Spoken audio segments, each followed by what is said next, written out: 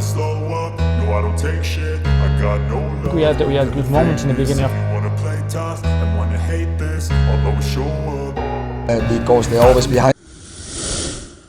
Hai sahabat Dream Collection, setelah usai duel antara Bayern Munchen dan MU, dengan kemenangan berpihak pada Munchen, maka ada 5 efek buruk kegagalan Manchester United di Liga Champions, rugi finansial dan reputasi. Meski demikian, Ten Hag menilai MU sudah tampil bagus. Namun, ia juga tidak menampik bahwa kegagalan MU lolos ke babak 16 besar Liga Champions bukan semata karena kekalahan ini saja, karena ada beberapa alasan yang dia ungkapkan dalam laga ini. Ayo guys, simak ulasannya berikut ini. I love the chase and the hunt and I set the pace. It's time to look at the enemy. Look in the mirror. Manchester United gagal total di Liga Champions 2023/2024. Setan Merah hanya meraih 1 kemenangan dan finish sebagai juru kunci klasemen grup A Liga Champions 2023/2024. Manchester United menutup kiprahnya di Liga Champions musim ini dengan kekalahan dari Bayern Munchen. Bermain di Old Trafford, Rabu tanggal 13 Desember tahun 2023, dini hari, Setan Merah kalah dengan skor 0-1. Bukan hanya menjadi juru kunci, ada catatan buruk lain yang diukir Manchester United di grup A. Tim racikan Erik ten Hag itu kebobolan 15 kali. Ini adalah rekor kebobolan terburuk klub Inggris di fase grup. Gagal total di Liga Champions membawa dampak buruk bagi United.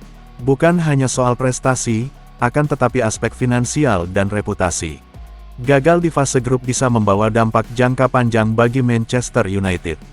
Sebab, jika situasi ini terus terjadi, nilai koefisien UEFA yang didapat Manchester United akan terus menurun.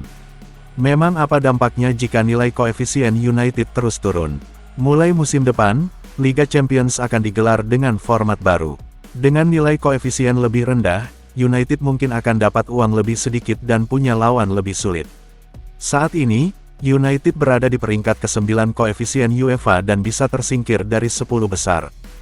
Gagal di fase grup bisa membawa dampak jangka panjang bagi Manchester United. Sebab, jika situasi ini terus terjadi, nilai koefisien UEFA yang didapat Manchester United akan terus menurun.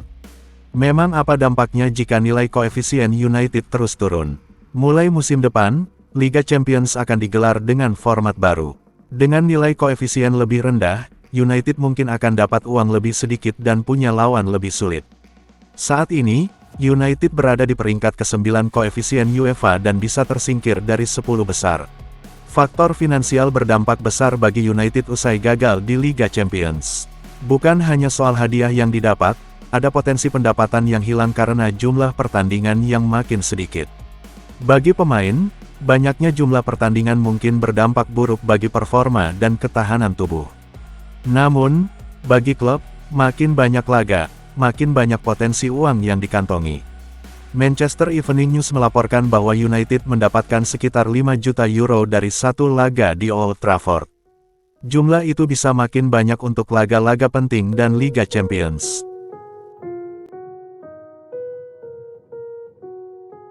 Statistik mencatat MU cuma melepaskan 1 tembakan on target dari total 5 kali percobaan. Menilik persentase penguasaan bola, MU juga kalah dari Bayern.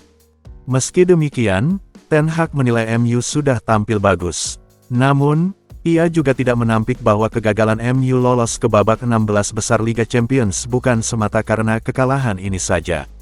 Kami tidak kehilangannya hari ini, itu jelas. Kami tampil bagus tapi juga kami melakukan kesalahan.